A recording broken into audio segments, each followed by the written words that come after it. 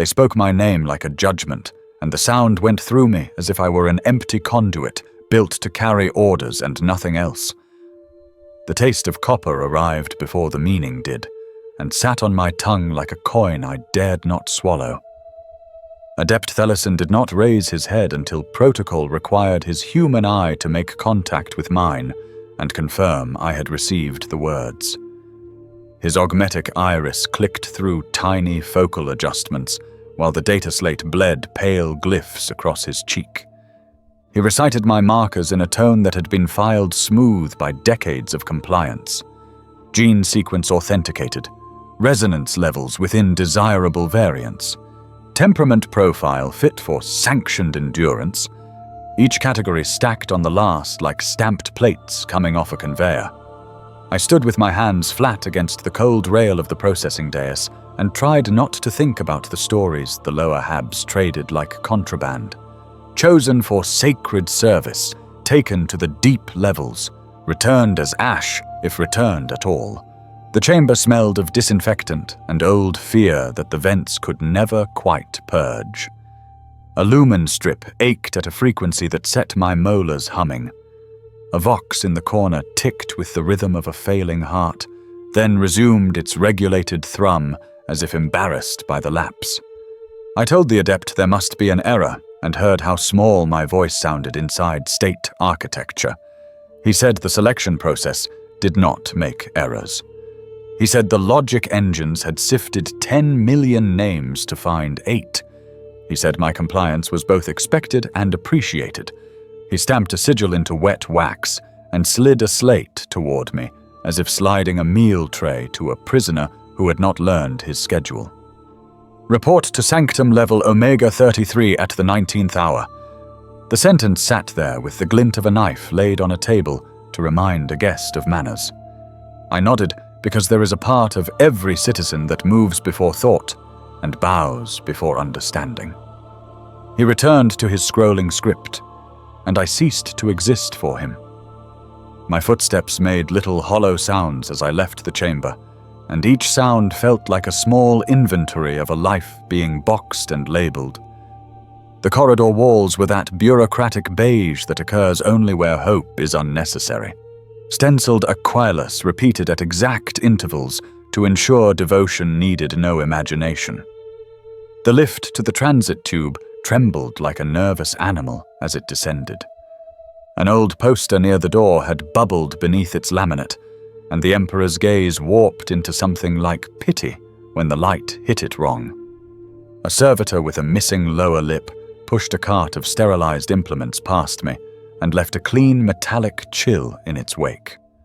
I stepped into the capsule, and the doors closed with the softness of a mouth deciding to keep a secret. My reflection watched me in the scuffed plastiglass and looked like a man taking inventory of his defects. 34 years. A scar from a grinding wheel that slipped after a power sag 3 winters ago. Calluses mapped to the shape of machine housings I could dismantle blindfolded. Grey eyes that could judge the balance of a rotor by the feel of the vibration singing up through the boot soles. Not the face of a saint, not the face of a soldier. Just a citizen whose paperwork had aligned with a need. The capsule rattled through arteries of the hive, and each junction flare flashed over my reflection like a silent benediction. The taste of copper ebbed and returned as I bit the inside of my cheek to prove I still governed something. At the interchange, a custodian statue watched with a patience only stone can afford. Someone had polished the bronze blade so thoroughly that the lumen strips crawled along its edge like captive lightning. The turnstiles recognized my summons and admitted me with a small chirp that sounded cheerful enough to be an insult. A child in a faded manufactorum smock stared at the stamped seal on my slate, and then looked away quickly, as if superstition could redirect attention that had already settled.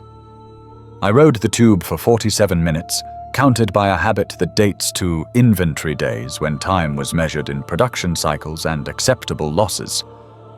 The carriage was half full and quiet in the way people become when they sense a story near them that they do not wish to be part of.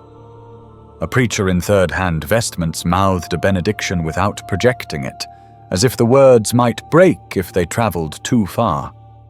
A pair of arbites in scarred carapace nodded at nothing in particular, and let their visors hide any opinion they might possess.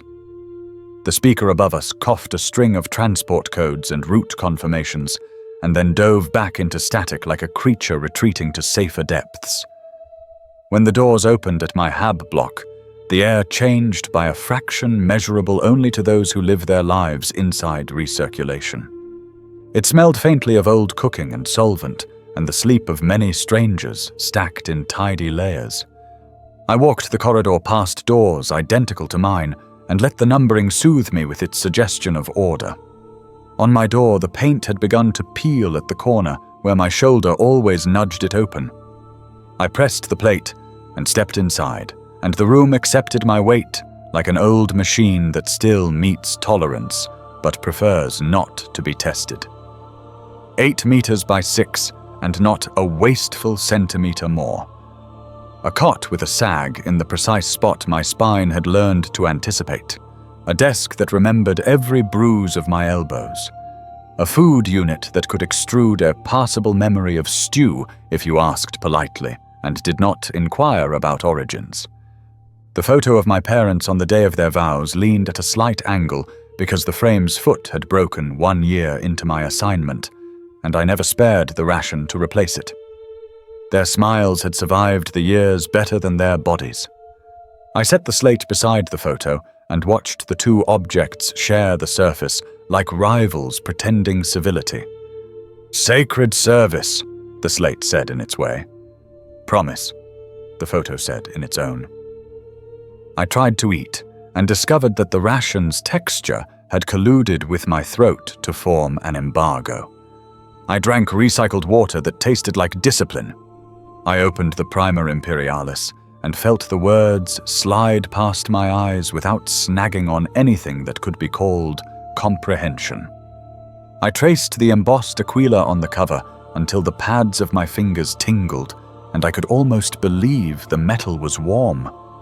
I lay on the cot and counted imperfections in the ceiling panel, because numbers are faith for those who have no miracles.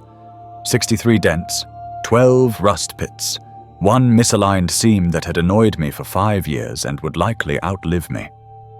I rose and folded my work clothes as if I were presenting them to an inspector, and then unfolded them again because habit alone did not know what to do with the hours left. I cleaned the already clean surfaces and found 3 grains of grit that felt important enough to remove with ceremony. I sharpened the small utility knife I carried for stripping insulation and then placed it back in its drawer, because some objects stop belonging to you when the state writes your name a second time. The Vox in the corridor announced a change in shift at the grain mills, and I realized I would not be there to coax the temperamental feeder we nicknamed Old Saint into motion. The thought landed with an unreasonable ache, as if a cantankerous machine had been my friend, and I had failed to say farewell.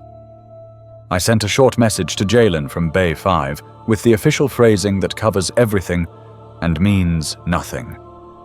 Reassigned to Central Service. Thank you for collaboration. Maintain tolerance. He replied with a single gear glyph that meant good luck or goodbye or both. I considered telling someone from the floor above who sometimes borrowed my spanner set, but the hour made the decision for me, and I let the silence hold the secret a little longer. I washed my hands until the machine oil stains faded to ghosts, and then returned in the creases like memories that prefer dirt. I looked at my reflection in the polished corner of the food unit and practiced a face that would not embarrass me in front of those whose lives were measured in purer vows. When the chime for the 18th hour sounded, I put on my best set of greys and discovered they were all the same. I placed the photo in the inner pocket not because regulations allowed it, but because rules often forget the weight of small things. I sealed the pocket and felt the rectangle against my ribs like a second heartbeat, trying to keep pace with the first. The walk back to the tube was shorter than the one that had brought me home, which is a trick time plays when it knows you have agreed to proceed. A pilgrim convoy moved along the cross corridor with murmurs like moth wings and the smell of incense that was more ash than perfume. One of them touched the aquila on my chest and whispered a blessing with eyes that had seen nothing of my paperwork and everything of their own need. I did not know whether to accept or refuse, and so I did what citizens do when the script does not cover the line. I inclined my head and kept moving. A pict screen above the junction looped a triumph from a century none of us had lived through and added a caption about eternal gratitude. The captions never mentioned durations shorter than forever. The transit attendant glanced at my seal and looked away so quickly that the motion felt like a salute performed inside the skull. The capsule that waited for me was different, and I did not need an expert's eye to say how. There was wood polished to a depth that suggested generations of careful hands. There were brass fixtures that gleamed without apology. The air smelled faintly of incense and something floral that memory refused to identify in case the knowledge proved expensive. 7 others sat in silence and regarded the floor as if it were a text they had been assigned to memorize by dawn. I took the last seat, and the door closed with the kind of finality that is kind because it is honest. We began to descend, and the vibrations of the rails stepped down into a lower register that settled into my bones like a second set of instructions. I thought about my parents and their wedding day, and the way my mother's veil had lifted in a synthetic breeze produced by a rented fan. I thought about the grinding wheels and the old joke that the machines would outlive us and then ask for new operators with the same casual cruelty. I thought about the adept's augmetic eye and how it had clicked past me the moment I ceased to be data requiring attention. I thought about the words sacred service and turned them around like a mechanic turning a part to find the crack that will eventually break a system if it is not corrected. The words did not crack. They simply became heavier each time I picked them up. The capsule lights dimmed by one imperceptible notch, and the smell of incense deepened, and I understood that the hive above us was already a memory, learning how to forget. The capsule eased away from the platform with a sigh that felt rehearsed across centuries. We slid into the throat of terror, and the rails began to speak in a lower register that made my teeth thrum. Incense lived in the vents like a domesticated ghost, and laid a film of sweetness over the taste of metal. Brass ribs arched over us and held glass lumen globes that glowed the color of patient fire. The wood along the benches carried the polish of countless pilgrim palms and the nicks of moments no one had repaired. 7 other chosen sat with me, and we pretended we were furniture to spare one another the labor of conversation. Across from me, a young woman traced an aquila pendant with the devotion of a cartographer mapping a coastline she hoped would not recede. Her lips moved without sound, and the motion had the tidy rhythm of lines copied from a prayer book. Beside her, an elderly worker kept his fingers half-curled, as if holding tools memory had forgotten to return. Old promethium scars climbed his wrists like thorned vines that had decided to become part of the tree.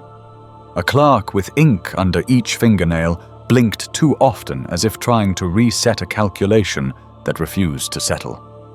A youth in ill-fitting hab greys drummed a tempo against his thigh and stopped each time he noticed he was doing it. A woman with soil still dark under her cuticles sat with her eyes closed and breathed as if measuring the distance between seeds. A man whose augmetic elbow clicked on every minute kept his gaze locked on the floor and counted under his breath. The last passenger wore a blank expression that looked less like calm and more like armor. I met no one's eyes for longer than courtesy demanded, because recognition creates obligations, and none of us could afford new ones. The capsule gathered speed, and the light through the side ports shifted from the quick stutter of station lamps to a steady amber wash. We passed inspection alcoves where servitors hung like lanterns and flickered awake to taste our machine code as we went by. Runes glowed in the walls with a bureaucratic steadiness that said the future had been filed and labeled before we were born. After the third junction, the metal skin of the tunnels gave way to stone that had learned obedience under chisels older than our bloodlines. Gothic ribs took the curve overhead, and every seam hid a seam within it until the architecture looked like a prayer dissected for study. Bas-relief saints marched along the walls with eyes that would not forgive and mouths that would not open. Their hands were lifted toward a light the tunnel did not provide, and the gesture made my throat tight. The capsule hissed to a slower tempo, and a pair of robed figures glided past the ports with the imprecise grace of people who forgot weight years ago. Cogtooth sigils winked from their collars, and cable braids swayed like tethered serpents at their backs. A chime sounded that did not belong to the transport, and everyone sat straighter at the assertion of authority. The old worker murmured that he had not ridden this line since his conscription to the deep works as a boy, and that the smell had not changed. I asked what he meant, and he said it was the odor of sanctified electricity, which is different from ordinary electricity because someone is expected to die for it. No one contradicted him because silence is the cheapest form of agreement. The lumen globes dimmed by a degree that numbers might not record, but nerves always do. I watched frost bloom around a seam in the glass and recede again as a pressure spirit exhaled. The pendant woman opened her eyes and caught me looking, and tried to smile and produced a fragile baring of teeth that meant we are still here. I returned a nod that attempted the same truth and only managed a portion of it. The youth whispered that he had served in the lower Hab brigades and had seen the palace from the outside once during a parade day. He said the banners had made him feel small, and that this tunnel made him feel the same size, but for a different reason. He asked if anyone knew how far down the sanctum levels went. No one answered because speculation is free, and therefore discouraged. The rails bent, and the capsule leaned into the curve with the confidence of a pilgrim who has walked the route every week for years. Through the port I glimpsed a cavern where gears tall as cathedrals rotated with the serenity of planets. Racks of cogitators, stacked like organ pipes, throbbed with logic, and leaked a faint blue along their joints. Servo skulls floated in pairs and kept station at each arch like heralds waiting for a procession that never ends. At one junction, the tunnel opened briefly onto a balcony that overlooked a void filled with moving light.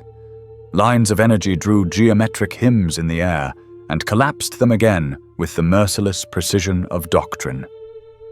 The farmer woman opened her eyes and crossed herself with traced dirt and the ash of old harvests. The clerk sniffed and tried to hide it and failed, and then pretended he had coughed. My palms began to sweat and left clean fingerprints on the varnish, which felt like a minor crime against heritage. I wiped them against my greys, and the fabric drank the moisture without gratitude. We descended past a phalanx of statues whose faces had reached the point where agony becomes indistinguishable from enlightenment. Their eyes were drilled with tiny holes to hold votive lights that had long since guttered and been replaced with something more obedient. A bank of speakers stitched a chant into the air that sounded like numbers recited by monks who had forgotten what numbers once meant. I matched my breathing to the cadence and found a temporary ceasefire with my pulse.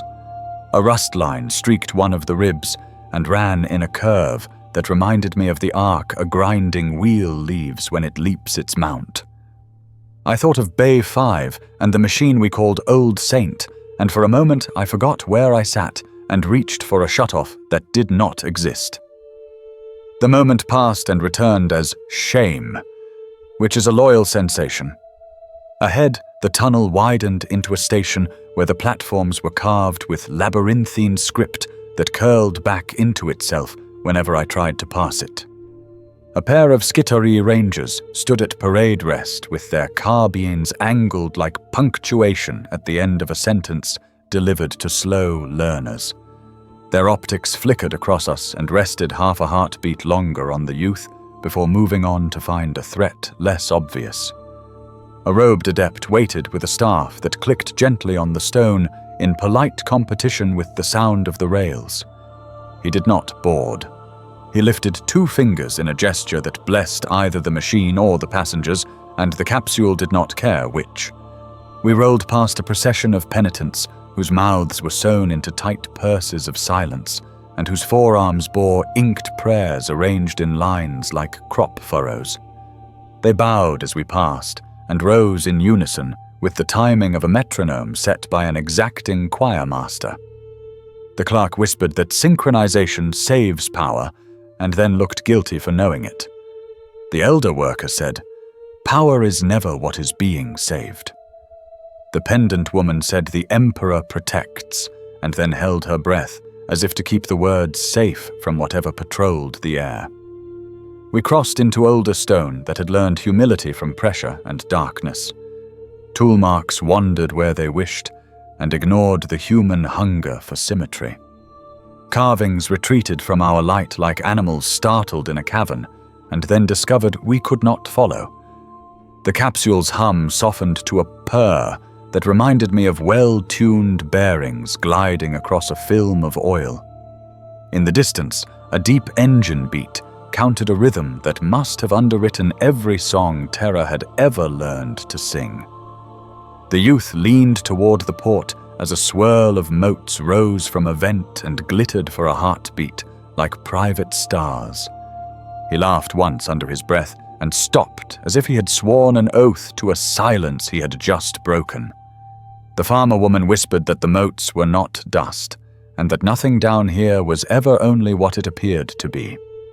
Her voice carried the certainty of people who plant seeds and wait for them to declare their identities.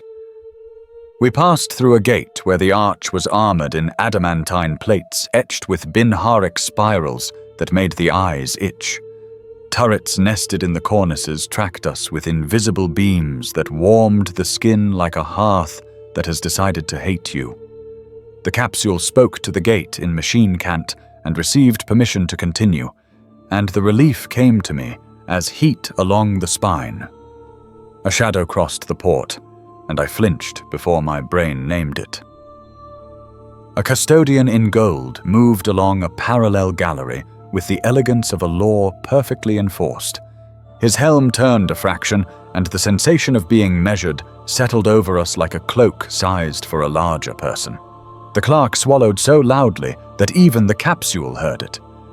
The custodian passed out of view, and equilibrium pretended to return. I realized I had been gripping the bench so hard that the wood had left a map in my skin.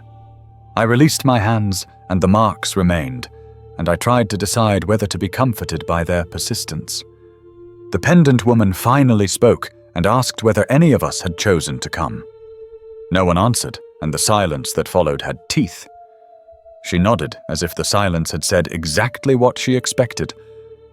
The elder worker said that duty is a kind of gravity, and that people fall into it whether they jump or not. The youth asked if gravity ever ends, and the elder said it does not end, but it sometimes changes direction. The capsule slowed again, and a new smell entered that blended burnt ozone with crushed flowers and old paper. We glided past alcoves filled with reliquaries, where bones slept inside crystal like seeds frozen mid-germination. A servo choir nested on a balcony and emitted harmonics that stitched the air into neat squares. The squares felt like boxes waiting for labels, and I could feel someone elsewhere deciding what to write. A warning sigil strobed along the bulkhead and then vanished with the embarrassed speed of a thought that knows it should not have surfaced. I looked at the others and saw each of us arriving at personal accommodations with the facts. The clerk organized his breath into tidy columns. The farmer counted cycles of inhalation as if they were seasons. The youth stared with deliberate steadiness at a single rivet, until the world agreed to narrow to its circumference. The elder worker rubbed old scars as if rehearsing his lines for an audition he had not requested. The pendant woman threaded her prayer through her fingers like twine, binding a bundle that must not spill. My own mind ran the checklist of a manufactorum shutdown because ritual can sometimes impersonate control. The lumen globes brightened by a precise increment, and the rails gave a contented hiss that said we had been handed from one system to the next. Stone parted ahead with the reluctant grandeur of theater curtains pulled by servos that never tire. A chamber opened around us large enough to house weather, and the capsule slid along its edge like a respectful insect. Bridging gantries arced across the void and carried robed figures whose cables trailed behind them like impatient tails. Pylons climbed from the depths to meet buttresses descending from the ceiling in jointures that looked impossible until faith was applied. Between the pylons hung coils of conduit fat as transit tubes and pulsing with an inner light that kept time with the distant engine beat. Every surface carried script and sigil and seal until the idea of blankness felt blasphemous. A bell boomed once in a tone so heavy it pressed a palm against my sternum and reminded my heart to be humble. The pendant woman whispered another prayer, and this time I saw it condense in the air for a fraction like a breath on winter glass. The youth saw it too, and his eyes widened and then narrowed as if he had decided to call the phenomenon a trick and pay it no further tax. The capsule angled toward a receiving platform guarded by robed adepts and skeletal servitors whose limbs had been persuaded into geometries the human frame does not usually entertain. I straightened my graze by reflex and realized the cloth smelled faintly of oil and the soap we used in Bay 5, and a life that was already drafting its resignation. The elder worker touched the wall with the rough tenderness of a man greeting an old machine and telling it that today they would attempt something foolish together. The clerk tucked his thumbs under the edge of his belt as if to keep his hands from attempting mutiny. The farmer woman exhaled and let her shoulders drop the width of one seed's breadth. The youth rolled his neck as if preparing for a collision he could not dodge. I felt the photo in my pocket and pressed it against my ribs and asked it to be strong in case I was not. The capsule kissed the platform with a softness that felt like a promise someone else had made on our behalf. Locks engaged with a clack that supposed we would not bolt. Through the port I saw a robed figure lift a staff whose head was a thicket of sensor nodes and purity seals and streaming data cables. The staff traced a sigil in the air, and sparks obeyed, as if they had been waiting for that precise request since the first day sparks learned to exist. A vox tone chimed a sequence that meant the door would open and that we would be expected to become the next part of the mechanism. I did not trust my legs, but they stood anyway, because that is what they had been trained to do since childhood. The door seals unkissed with a sigh, and warm air moved in a slow tide against our faces and carried the faint scent of myrrh over iron. A voice like polished stone addressed us and said we would disembark, and we would proceed, and we would not speak unless asked. The voice was not cruel. The voice was not kind. The voice was machinery wrapped in manners, and I found myself grateful for the courtesy. They took our names first and filed them in a registry that smelled of ink and ozone. A servo quill traced each letter like a surgeon cutting along a dotted line. The adept holding the slate did not look at me as he spelled my life. Another priest collected our hab tokens in a tray lined with velvet, as if trinkets could be dignified at the moment of confiscation. He spoke a benediction over the pile that sounded like a receipt. I was led through an arch where censers swung on measured arcs and hissed out smoke that tasted like cloves and hot metal. The smoke clung to my tongue and tried to argue with the copper that had lived there since the summons. A sister of silence stood just beyond the arch, and she was absence made into a person. Her presence ate the room. Thoughts that had been loud a heartbeat before were suddenly naked and shy. The tiny hairs along my arms flattened as if under a sudden rain. I looked at her face and found nothing to hold. The world sounded thinner within her reach, like a hymn sung through cloth.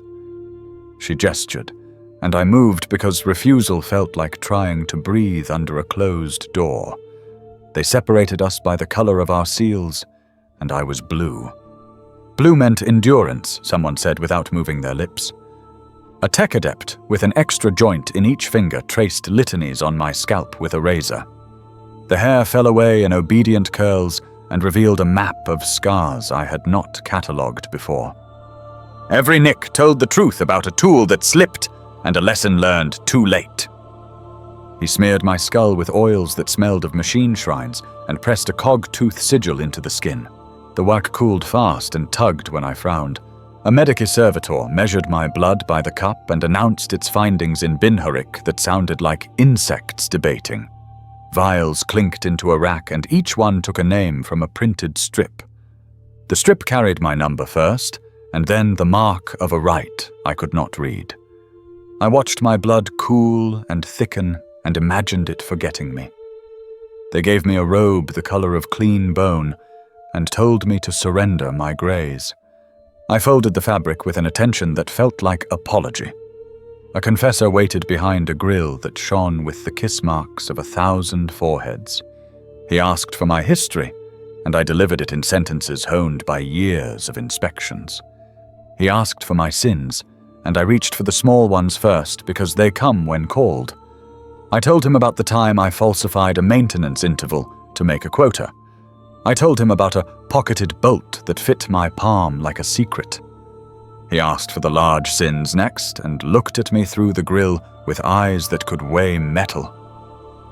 I told him I had once wished a co-worker dead because his laughter cut me when I was tired.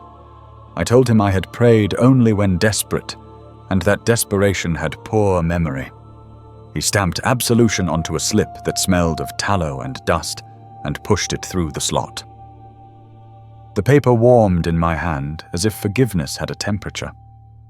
A sister watched from the corner, and the room vibrated with the absence of sound.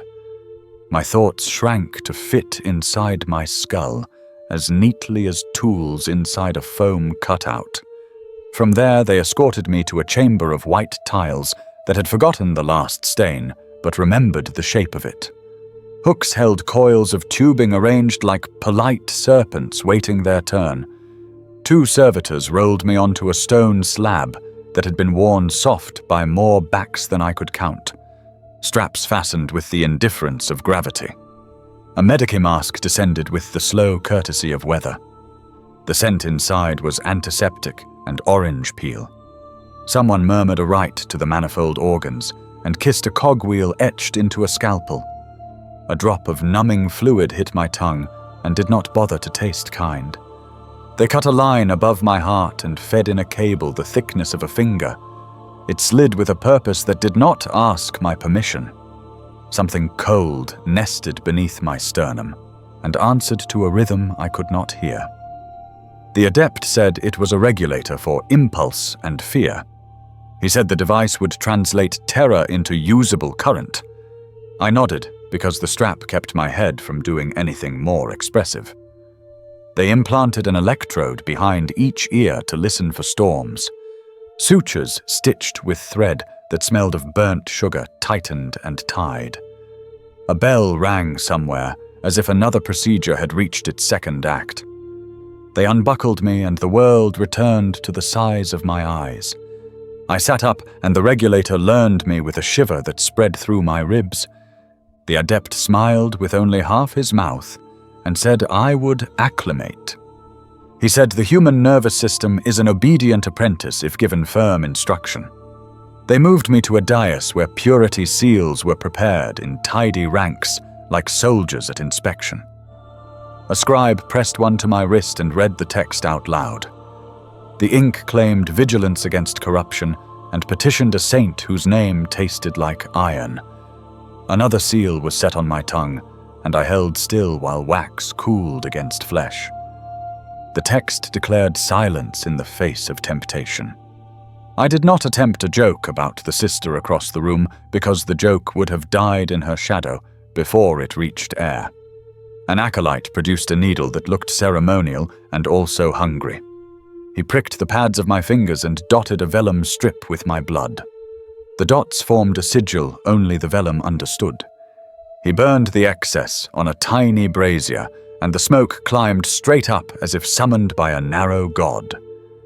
I was led to a basin and handed a brush carved from bone. A novice poured water over my hands, and the stream glowed faintly where it touched my new scars. The brush lifted oil and dust engraved by years and dispatched them into a drain that sang. I felt lighter and also less mine. A choir began somewhere close and nowhere specific. The voices were not entirely voices. Some belonged to throats, and some belonged to machines, and some belonged to things that borrow human notes the way a raven borrows light. The melody moved like a gear with perfect teeth. Each phrase caught the next and turned it. Runes along the cornice pulsed in time with the song and made the air obedient. The sister walked past, and the music stumbled where her shadow fell. The stumble was beautiful and frightening. A tech priest placed a circlet on my shaven head and explained that it would carry images into me when the rite required it. It was warm in places, and cold where it wished to remind me of edges.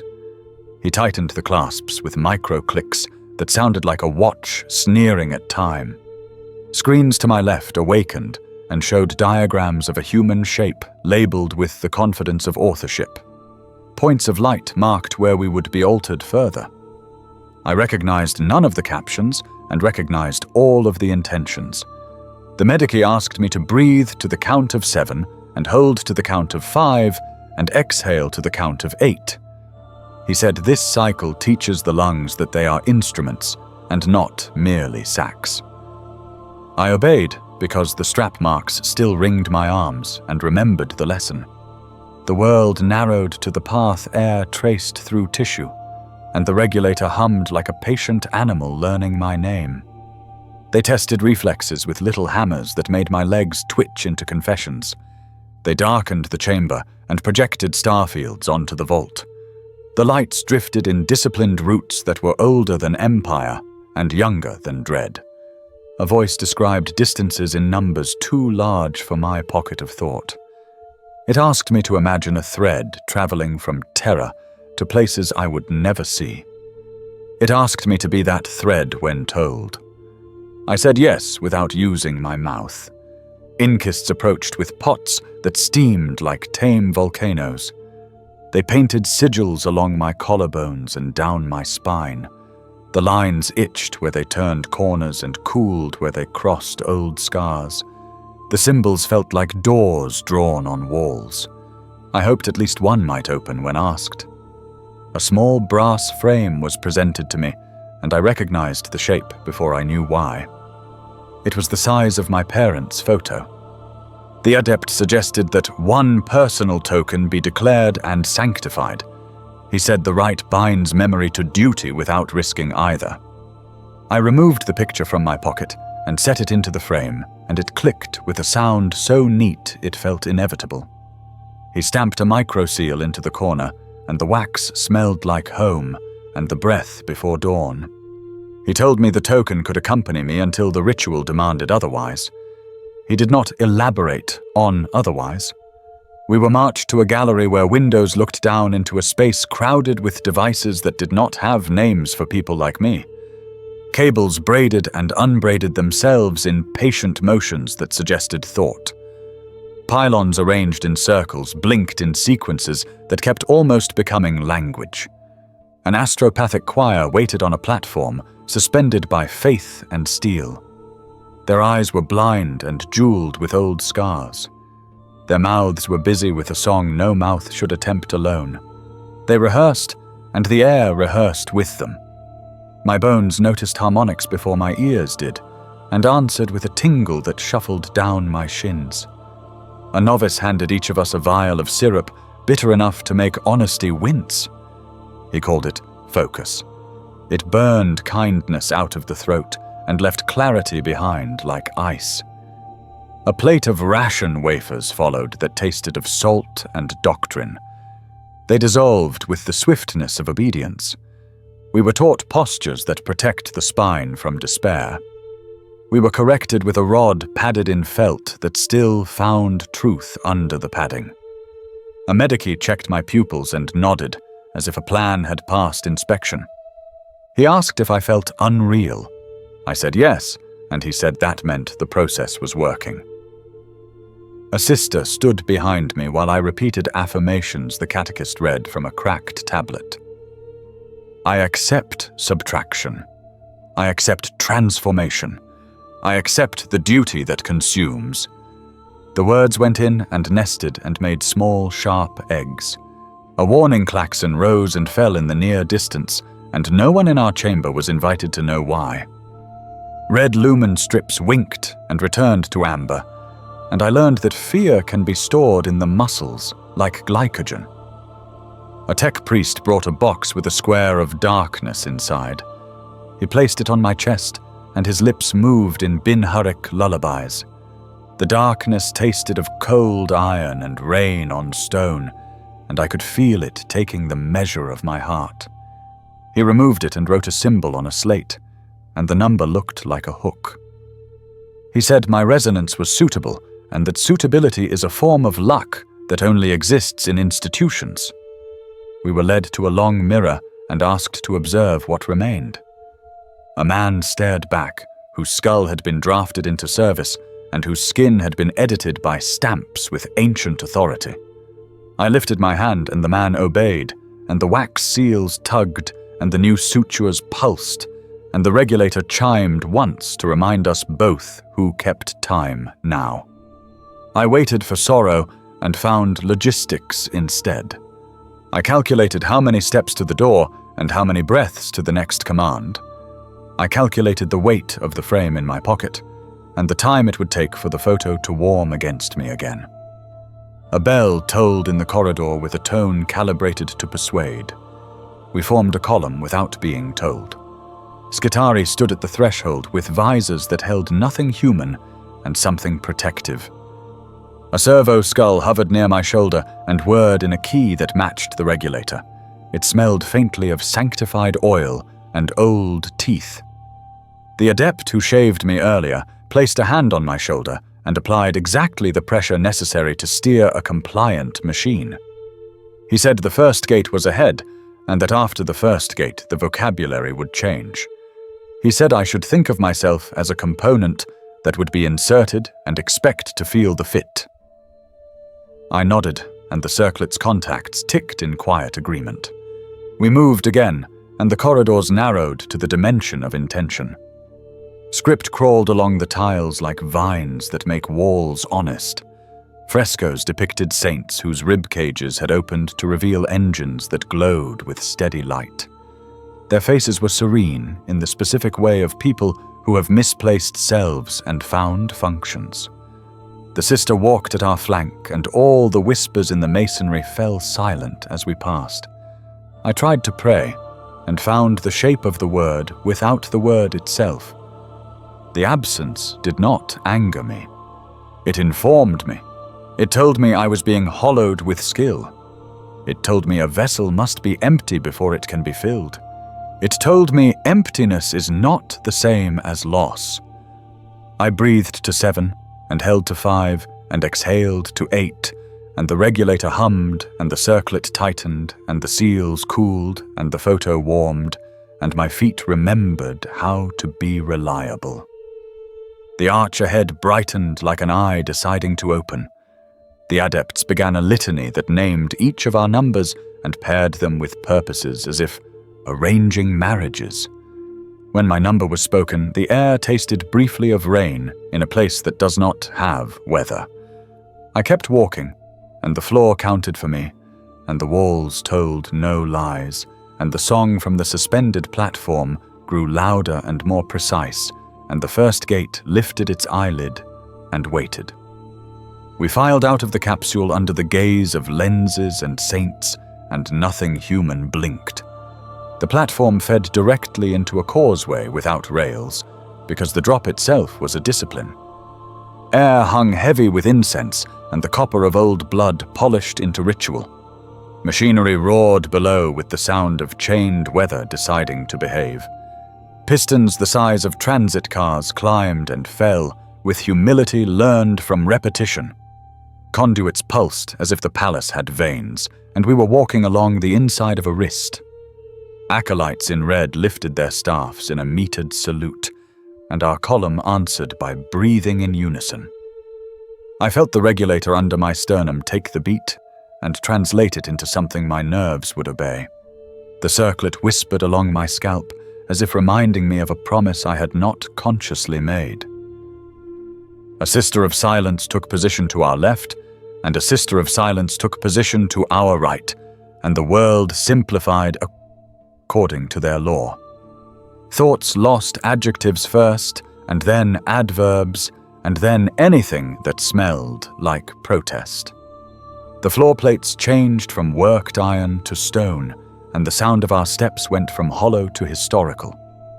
Saints looked down from arched niches with ribs carved open to show devotional engines where lungs should be. Some held scrolls of equations that glimmered when the lumen light crawled across them. Some held swords that drooled gold leaf onto the plinths like unspent sunlight. We walked between them like a sentence passing between commas. Custodians stood at intervals with spears that contained more theology than I had read in a lifetime. Their armor drank the light and returned only the shape of authority. They did not move, and so the world moved around their decision to stay. A servo choir drifted overhead and stitched a thin harmony through the air that kept our feet to the drum line. Below the causeway, a pit opened into layers of wheels and gyres and caged lightning. I could feel heat lifting in drafts that smelled like sanctified ozone and long-cooled iron. A young voice behind me tried to count the rings in the nearest dynamo, and stopped when the sister's silence pressed against his lips without touching them. We passed caskets of crystal backed with hammered gold that held bones arranged like notes on a staff. Names in high Gothic curled around the frames, and occasionally a name changed while I watched it, as if deciding which version of itself best suited the day. Skulls inlaid with circuitry floated between reliquaries, and blinked red approval at the litany the adepts muttered through their vox grills. The adepts called our numbers, and our seals shimmered in acknowledgement like fish learning a new current. At the first gate, we were halted by a curtain of light that hummed through every tooth and hair. It smelled faintly of rain on old stone, even though rain does not visit here. A mechanicus priest in robes the color of dried blood raised a device shaped like a star and nodded when the curtain conceded. We advanced, and the light folded aside with the precision of a well-drilled squad. On the far side, a balcony bit into the air and presented us with a view that cracked every measure of scale I had trusted since childhood. Vaults rose into each other like stacked dawns, and at their intersections hung engines the size of villages. Choirs stood on latticed platforms, tethered by cables that pulsed along with the hymn.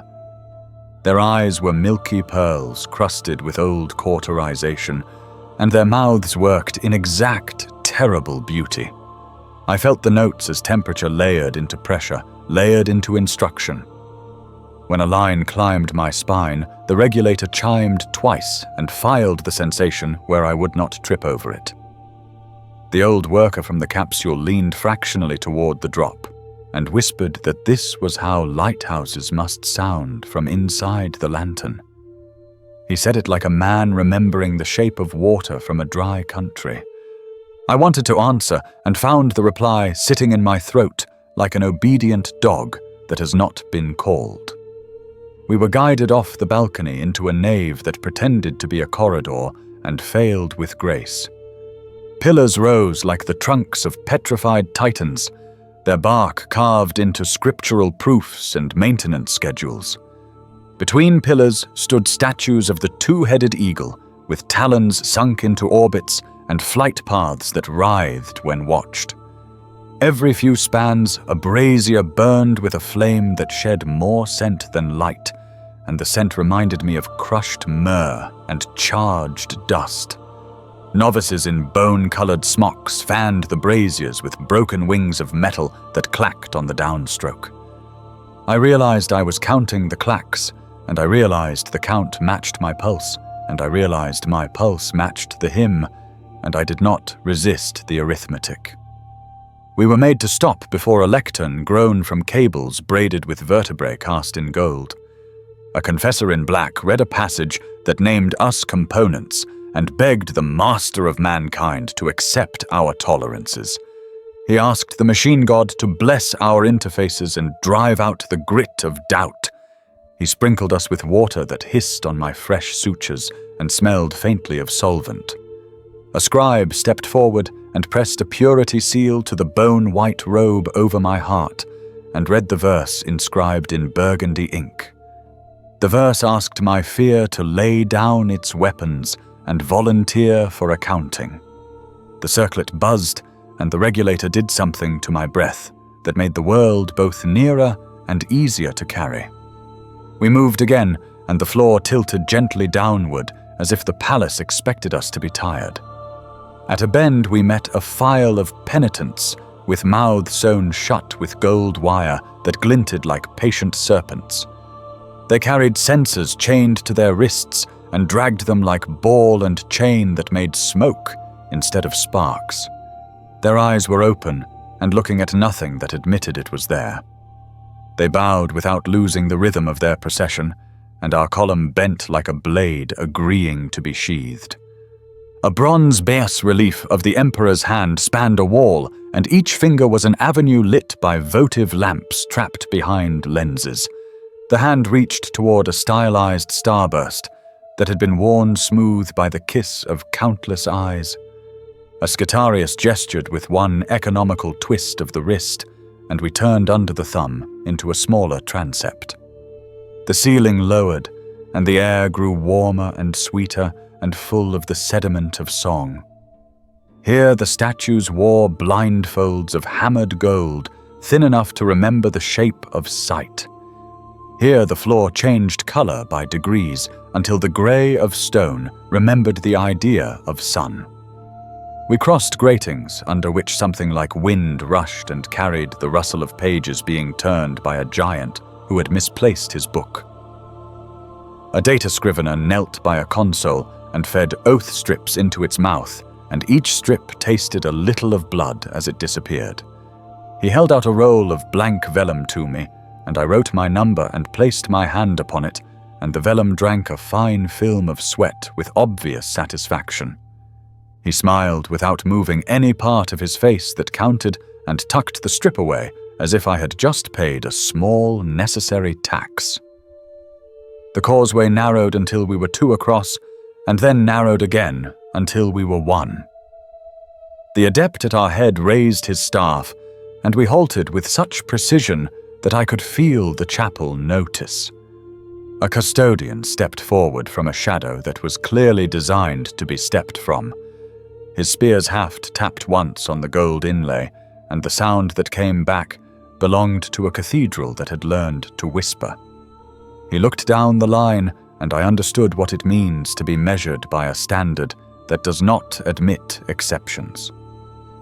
For an instant I felt both lighter and more guilty, as if someone had removed a weight and then presented me with the bill. He turned away without comment, and the room exhaled without appearing to breathe. We resumed and crossed into a gallery where the walls were crowded with small reliquaries like beehives of history. Each hex held a shard of something labeled as if it could be lost again. A tooth, a segment of a saint's augmetic finger. A cloth square said to have absorbed a drop of oil from the throne in a century whose numerals I did not recognize. A glass ampoule filled with the last exhale of a navigator whose name tasted like brine. I felt the frame in my pocket and whispered a private promise to the figures trapped behind its glass. I promised to carry them as far as the rite allowed, and further if roots existed. The choir swelled, and a new harmony braided around the old one, and for a moment the hair on my arms remembered how to stand. The sister moved closer, and the memory lay down again, as if scolded. We arrived at a landing where the stone surrendered to a skin of something softer and warmer and faintly responsive. An adept explained that the palace must be fed information about those who walk it, or it will not walk them. He invited us to step onto a disc that tasted our weight and our heat and our intention. When my turn came, the disc thrummed, and the regulator hummed, and the circlet warmed, and a rune above the arch consented to glow. We were allowed through into a chamber where the floor began to change its mind about what it had always been. Grey stone gave way to a bloom of pale metal that reflected us with the mercy of a priest who edits confessions for the sake of narrative. The metal remembered gold the way a veteran remembers youth, and then decided to become it. Inlays widened and linked, and rivulets of auric lines met and held, as if the floor had resolved a long argument with itself. By the time we reached the midpoint, the surface underfoot was a field of hammered sunrise. I felt heat rise from it, not enough to burn, just enough to explain why people kneel without being told. The adept raised his staff again, and we obeyed with knees that discovered they had rehearsed this exact motion for years without notice. The gold transmitted my pulse back to me with the clarity of a bell rung inside bone. The choir's cadence aligned with the beat, and the regulator counted, and the circlet lowered a veil of light across my vision that softened edges but did not steal detail. I bent my head, and the purity seal at my tongue tugged once like a reminder from a stern friend.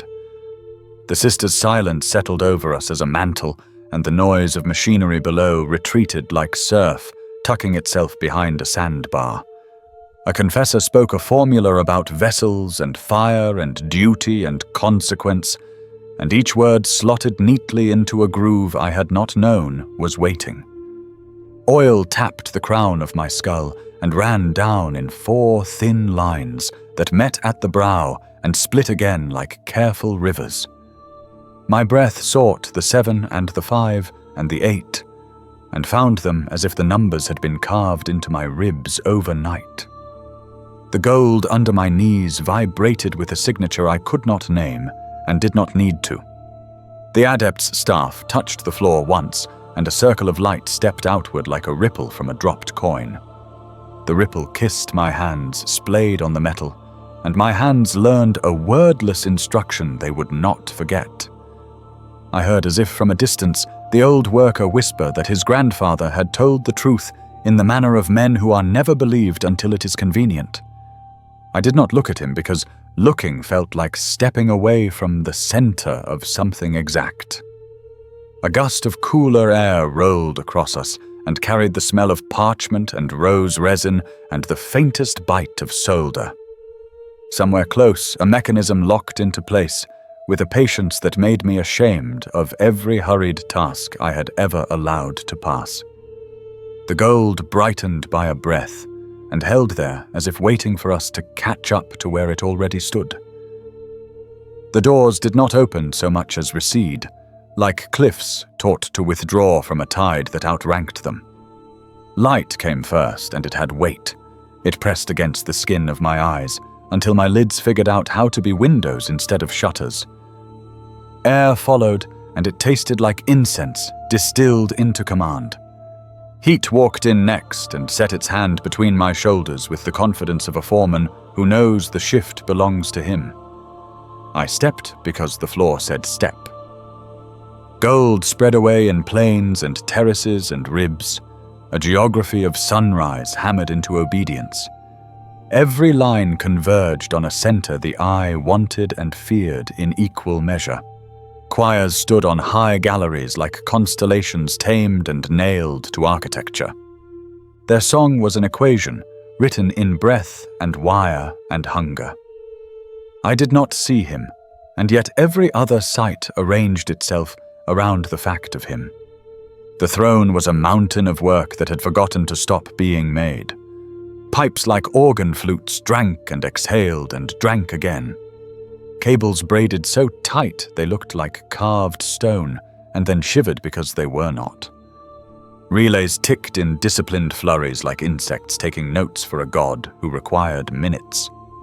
I reached the margin of a circle marked by inlays that noticed my bones before my eyes did.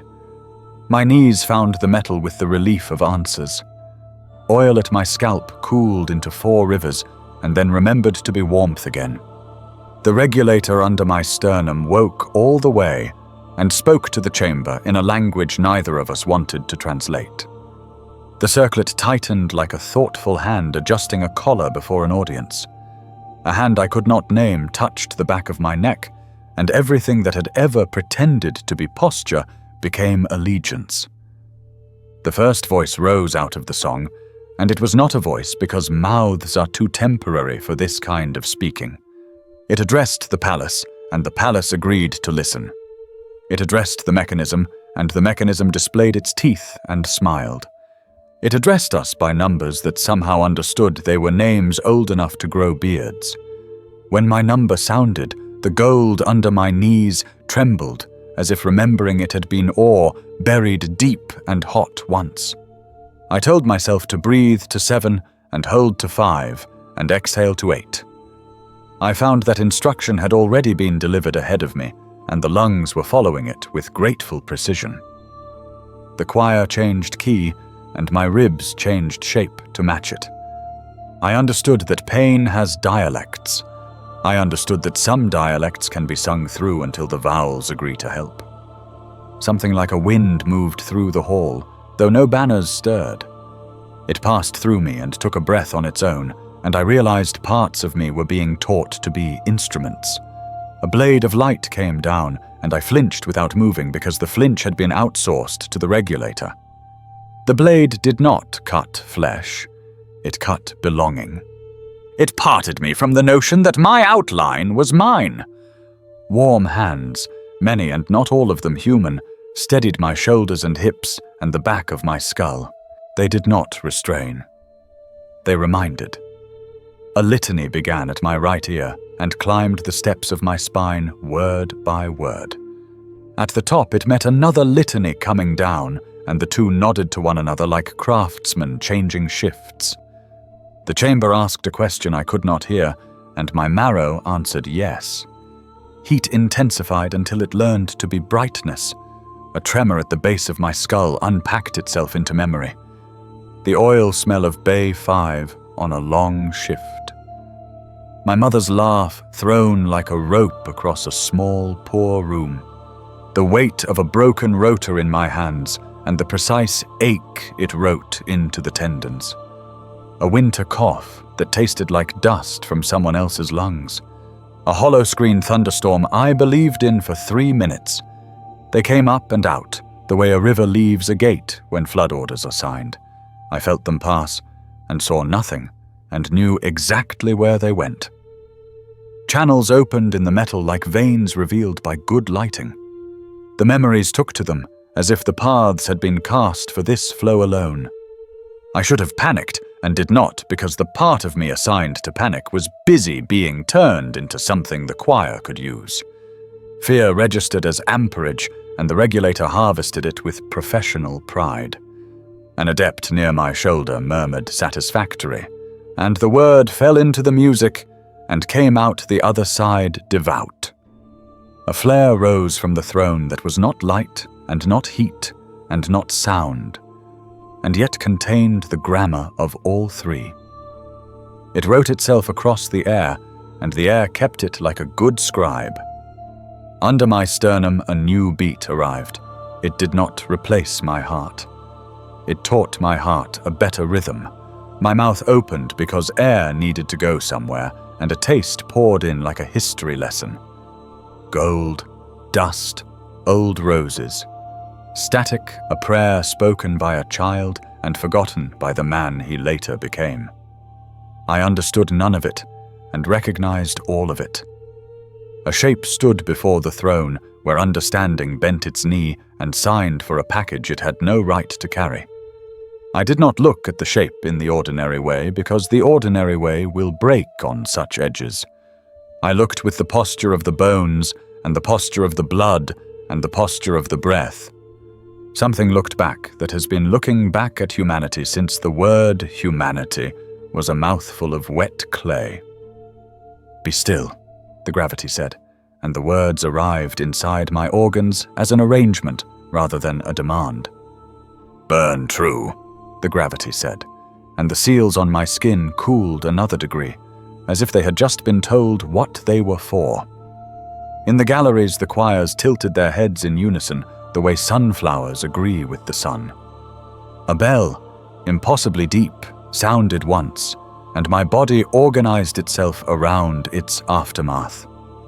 I felt distant ships as a rumor at first, then as a vibration that tapped the knuckles of my spirit and asked to be let in, then as lines drawn from me to them that tightened until slack became doctrine.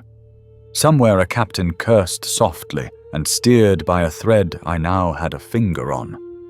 Somewhere a navigator smiled a small professional smile and adjusted for storms I could not name. I cried and did not cry because the regulator collected tears at the level where they become current. I kept my hands flat on the gold because the gold wanted them where they were. I kept my knees down because the knee knows better than the head when it has arrived where it was meant to rest. I kept my tongue still because the purity seal asked kindness of the words that would have otherwise stumbled out and cut someone. The throne breathed, and the palace responded like a great beast being careful of the mouse that tended its heart. Signals rolled through conduits and came off transformers as blessings. I understood then that engines can be priests when they are old enough and heavy enough and necessary enough. My name, which had been serviceable all my life, shrank to fit inside a corner of me that remained for personal items and weather. The rest of me filled with work. Work like illumination. Work like combustion. Work like keeping a lighthouse lit in a storm you cannot see because you have become the bulb. The adept at my shoulder placed a rod crowned with sensing teeth against my ribs and listened to what the numbers were singing. He spoke Binharic into a vox bead, and the vox bead answered with a purr that suggested approval with footnotes. My vision widened without moving my eyes. I saw heat as a set of habits. I saw sound as architecture. I saw thought as a map that kept updating itself from sources I would never meet. When the choir rose another interval, my spine answered with a rung it had been saving for company. I felt the youth from the capsule nearby, the way a hand feels its neighbor in a dark crowd. His fear flashed bright, and then was harvested and turned into something that steadied the platform on which an entire sector's ships were turning. The old worker's breath thinned and warmed and thinned and warmed, and he offered up a memory of a furnace door opening in winter, and the gift traveled down the lines like coal that remembered being stars. The woman with soil under her nails exhaled the scent of a field after rain, and it made a navigator's headache somewhere collapse into a manageable knot. I learned that contributions do not need signatures to be accounted in the right ledger. A new current struck from the east of the hall and ran through me as if I were a wire pretending to be a person. It met another current traveling west, and the interference pattern wrote a proof across my chest that said I had been included. My heart attempted a complaint, and the regulator translated it into compliance so gently the heart believed it had decided on its own. I lifted my head the width of a fingernail, and the world permitted it, because the movement harmonized with the measure. The circlet released a controlled flicker of images that were not mine, and would never belong to anyone. Starfields bent into corridors. Distances folded like linen handled by a grandmother who respected cloth. A black ocean shook itself and revealed hidden buoy lines of pale, singing fire. The Astronomicon did not appear because it does not have to appear when you are inside the reason for it. Instead, I felt the difference between a universe with a lighthouse and a universe without one. The difference had weight and smell and the aftertaste of metal shavings on the tongue. An adept whispered a verse into the side of my head, and the verse contained a switch. The switch flipped, and lungs, blood, bone, memory, and the quiet animal that lives under the thinking all stepped to a mark. I opened to the task the way a valve opens to pressure that has knocked politely only once. The first true surge came, and every part of me sang its small note, and then stopped singing in order to be the string. It did not hurt in the way ordinary hurts do. It hurt in the way truth does when it arrives without disguise. I felt the shape of myself expand until it touched vacuum and found vacuum already waiting with gloves on. I felt the whole species lean imperceptibly toward the light and pretend it had always planned to do that. I felt hunger from things that have old hunger, and I felt them flinch and blink and look away because the lighthouse stared back. I understood that doubt would return in clever disguises and be welcome because the regulator had tasks for it, and the choir had space for it, and the throne did not fear it. Be still, the gravity reminded, and I agreed with every hinge and every seam. Burn true, the gravity repeated, and I found fuel even in empty places because the empty places in me had been crafted for just this gathering. The adepts moved around us with the confidence of surgeons inside a pulse. Numbers settled onto slates and left smears of phosphor like comets deciding to become law. A bell much higher than the first answered from far within the structure, and the two tones made an interference pattern that etched patience into my teeth. I wanted to laugh, and the seal at my tongue softened the laugh into breath that fed a distant equation. A gust of cooler air moved under my robe, and I knew a gate had opened somewhere to admit a procession that would include someone just now hearing their name spoken like a verdict. I felt the photo in my pocket press against my ribs, and heat soak through the frame and into the faces there as if the light were saying, "We remember you also." I thought to thank the light, and discovered the light had already written gratitude into the job description and filed it under routine. My shoulders dropped a fraction, and the gold held them where they landed and reassured my weight that it had been anticipated. Above, a choir modulated, and the music changed flavor without losing doctrine. It tasted briefly of citrus, and then of cold iron, and then of wet stone, and then of bread. Each taste became a line somewhere that adjusted a course by a degree a man could not notice and a civilization could not ignore. The throne breathed again, and the breath contained the patience of continents. I breathed with it because the alternative no longer made sense. Heat in the conduits lifted and fell and lifted and fell, and each lift carried a sliver of a life like mine toward use. The causeway behind me hummed with fresh footfalls I could not hear, and yet felt as a new thread joining the loom. I kept my palms spread, and the skin of the metal read me like scripture and underlined a passage for later. The regulator purred a little, and I did not know machines could purr, and then remembered that I was learning new categories at a pace that would have frightened yesterday. The sisters stood like parentheses that hold the sentence together and keep the wild clauses from spilling into superstition. Silence lay about them like clear water, and the music reflected in it and came away cleaner. I closed my eyes because eyes are small, and the thing I was looking with had become large. In the dark behind my lids, constellations rearranged themselves with the good manners of veterans asked to make room for recruits. I spoke a word inside that had no letters and felt it accepted as a signature on a contract already signed on my behalf. Somewhere a switchyard of souls rerouted lines and filed the changes in duplicate. My breath found the 7 and the 5 and the 8 without counting, because counting had become the world's job rather than mine.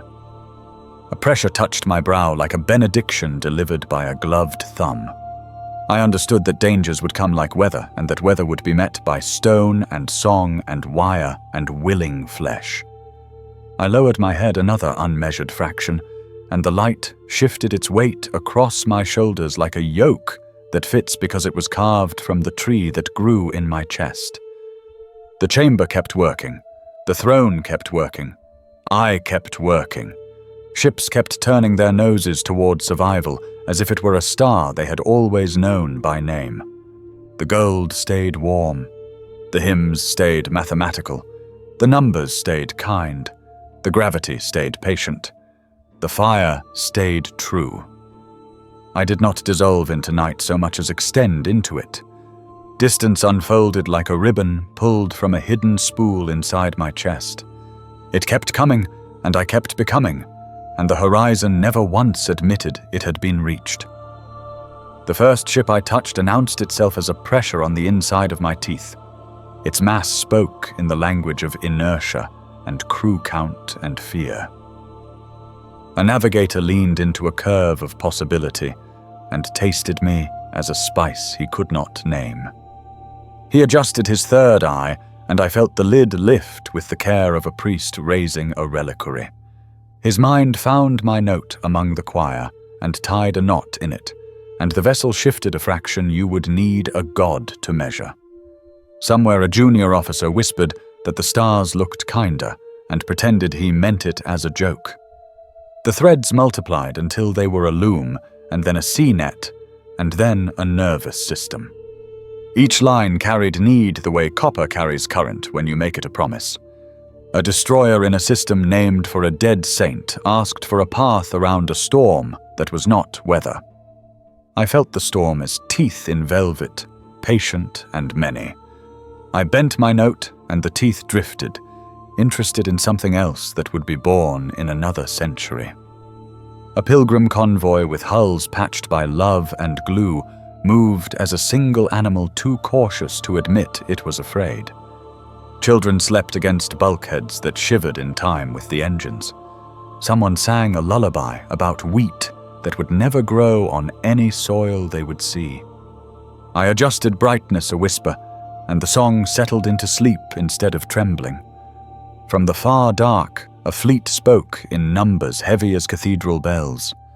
Warships carry their intentions like armor under armor, and the armor chafes the world. Their navigators took my measure as a carpenter tests a plank for warp, and found me true enough. They set courses sharper than knives used to cut bread. I fed them certainty until it left a taste at the back of my tongue, like iron shavings. Time began to misbehave, and then revealed it had always been unruly, and I had simply noticed too late. Moments thickened to the viscosity of oil and thinned to the sting of spirits. An hour stretched like wire pulled from a crucible and sang at the edges. A heartbeat collapsed into itself and came back taller. The regulator translated panic at the new arithmetic into warmth along my ribs. Breath remembered the 7 and the 5 and the 8, and the numbers held like handrails in a stairwell during a fire drill. Voices arrived that did not belong to throats, and some belonged to throats that had never learned the habit of stopping. Prayer tangled with profanity, and both burned the same when pushed through the right coil. A woman on a mining barge prayed for her father, and for the price of ore to rise, and for the rats to stop chewing the insulation. I filed all 3 and sent her a path that would miss a reef of hungry thought by the width of a fingernail. A captain hated the enemy so cleanly that his hatred tasted like alcohol, sharp and efficient. He asked nothing of the light, and took everything it offered, because that is how hatred behaves when it is well trained. A child on a shrine ship asked if the lighthouse had a name, and I discovered that names here are more like currents than labels. I gave him a feeling instead, and he carried it down a narrow corridor like a candle shielding its own flame from the draft.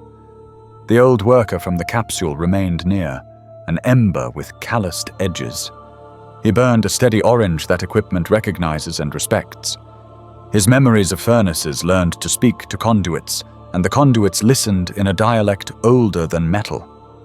When his flame guttered a little, the choir bent their cord to shelter it, and the shelter tasted of promethium and oats, and the sound of boots on wet stone.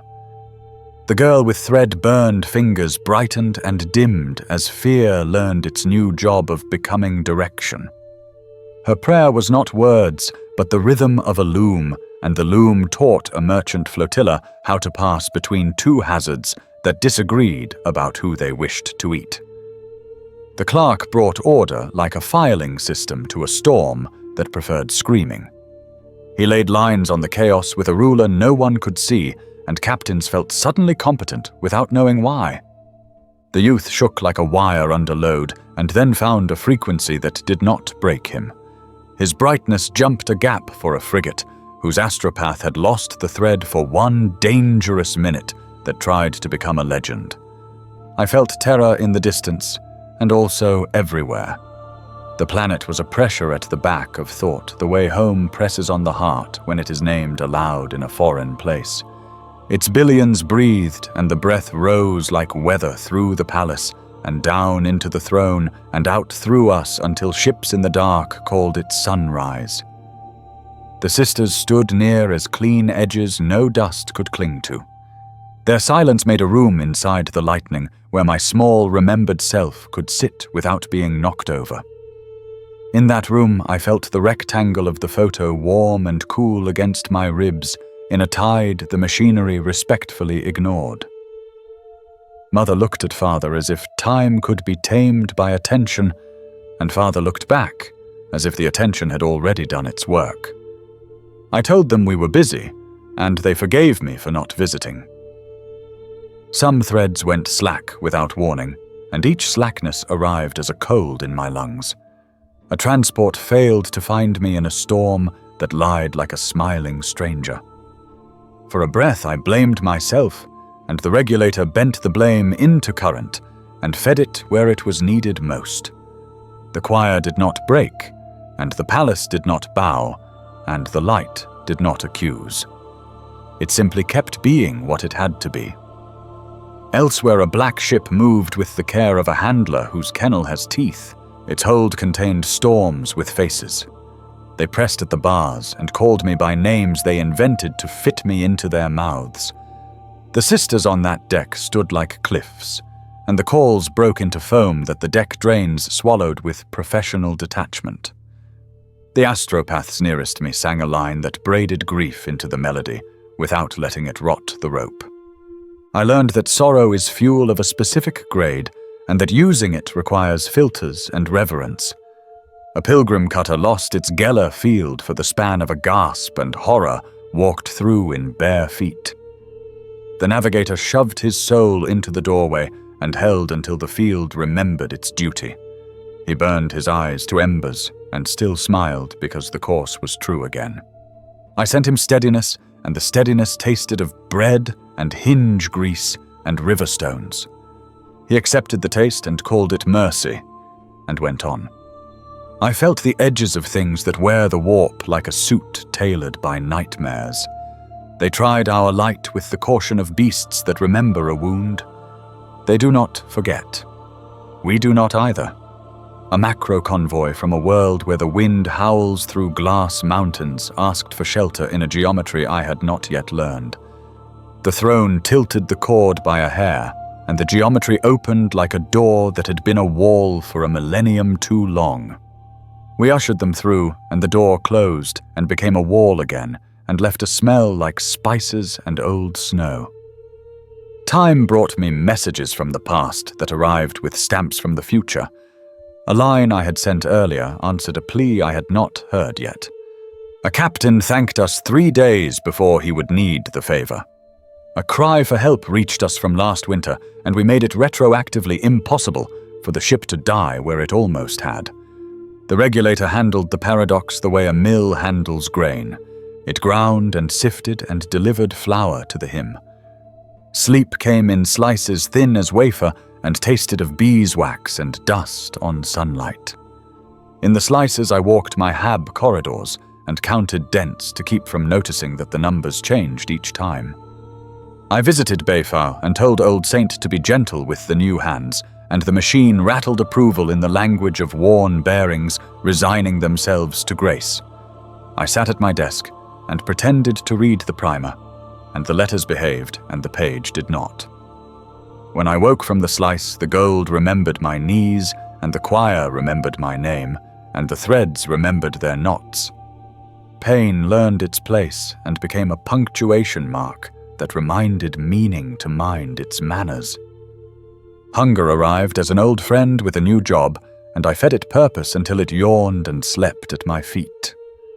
The adepts moved through the aisles below like beetles polishing sunlight.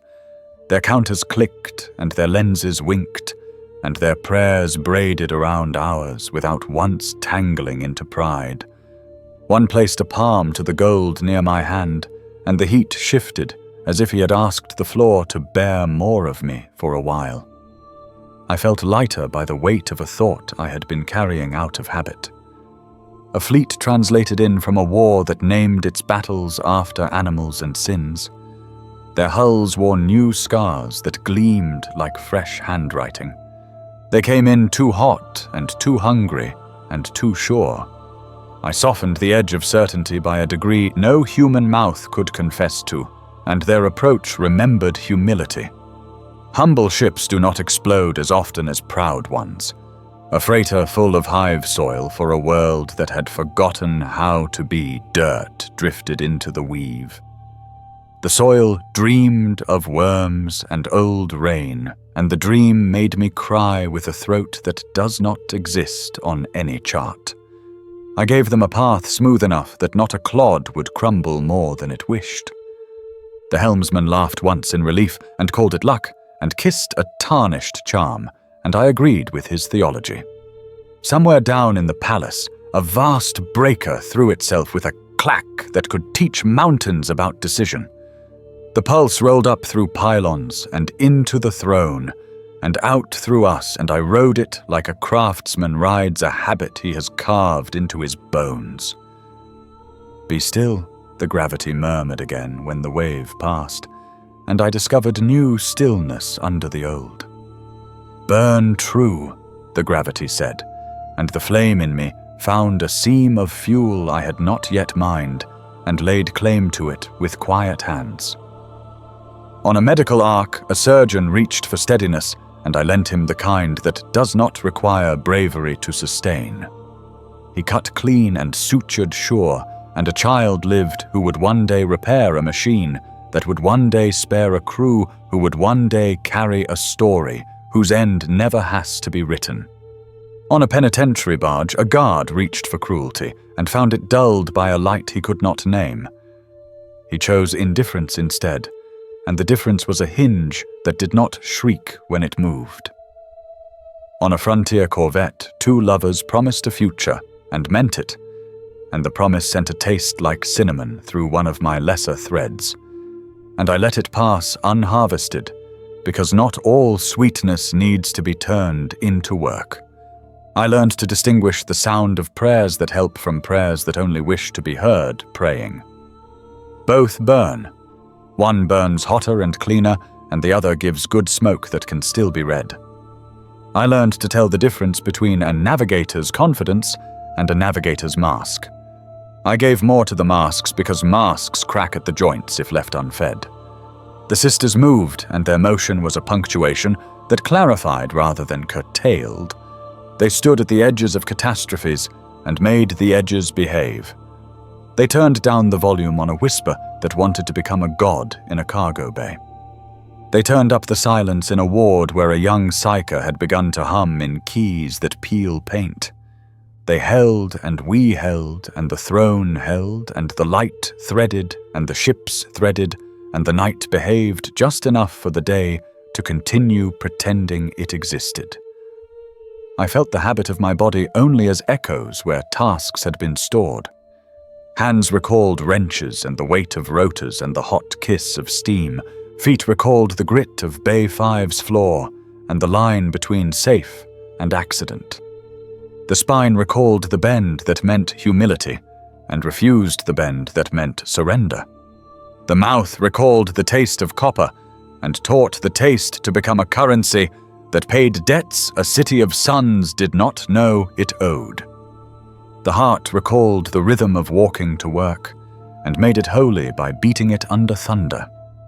Sometimes a thought of stopping came like rain tapping a window you cannot open.